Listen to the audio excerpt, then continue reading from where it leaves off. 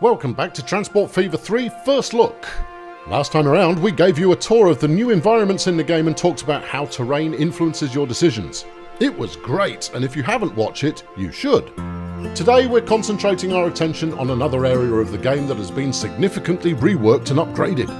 Industries, cargo, and the economy that ties it all together. Our number one objective with the new game has been to radically change the tycoon side of the game. Early settlements will require only a couple of basic products to start to grow. As populations increase, the volume and variety of demanded goods will as well, taking you from simple deliveries into products requiring many stages of production, like books. Industry reacts to the needs of your settlements by opening new facilities in response to product demand.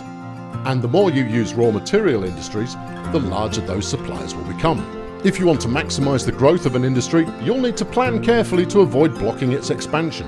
The products your cities demand will vary based on the environment you're playing in, and we've greatly expanded the number of total industries in the game to over 30, with individual settlements in the game requiring up to 12 different end products.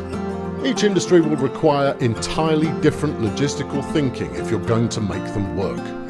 Attempting to build an agricultural economy in the tropics or heavy mining in the desert require very different approaches. Offshore industry has been introduced to the game, giving you a good excuse to establish a navy of sorts. You could use helicopters to transfer the cargo, right? That'd look cool. Whether it's efficient or not, who knows? Instead of talking about these ideas in an abstract fashion, let's see them in action. Here we've got a town that's very eager for us to deliver beverages from the nearby brewery. Easier said than done. We're first going to need glass and a ready supplier of grain, such as this farm. Building a road out from the farm, we're also changing the land around it. Make too much of a mess of the environment or remove plots of land and you may impact future productivity you'll need to keep up with demand. That sounds very much like a problem for future me, however, so we'll press on and connect the road to the brewery, creating a new line to deliver the grain supply.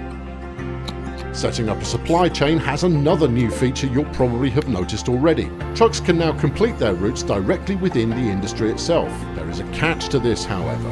While this is a quick and easy connection to make, it's also slow. The sand for the production of glass is coming in by sea, but we're going to need somewhere to store it while it waits for trucks to come and pick it up. A bulk warehouse is the tool for the job. Warehouses work as cargo hubs and logistics centres and are a means of storing and distributing resources from multiple sites. For optimum efficiency, warehousing can be specialised to handle liquids, bulk materials, end product goods or flatbed components, or you can leave them as general storage if you need the flexibility. Having arrived at the glass factory, production is on target. We can make it more effective by adding new station modules that will improve loading speeds, as you can see here.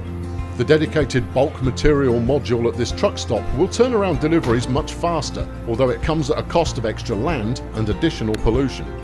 Coupling this with trucks that focus on moving bulk material and that delivery speed is further improved. Efficiency will only get you so far. There will come a time when one raw material supplier alone won't be able to keep up with demand. Supplying industries with additional workers or specialist products like machine parts can boost production beyond normal capacity. Industry will work just fine without these extras, but surely it can be worth putting in a little more effort to avoid having to hook up a second industry before you absolutely need to. Decisions. Our brewery seems to be running smoothly now, so that's the full industry chain complete, and it will hopefully keep many towns nicely hydrated for many years to come. In this case, we knew exactly what we wanted to accomplish, and there are far more benefits to be had if we take on a special subsidy contract while we build. Fail that contract though, and a subsidy will become a penalty. There's a term for that you may be familiar with: risk versus reward. There is so much more to moving cargo in Transport Fever 3. Efficiency is one part of the challenge, delivering on time is another, and the combined effect on the happiness of settlement populations is at stake if you want to maximise their growth, but that is a topic for another episode. That's it for this time. Thanks for watching. We'll be back soon with another First Look video. Hope to see you there.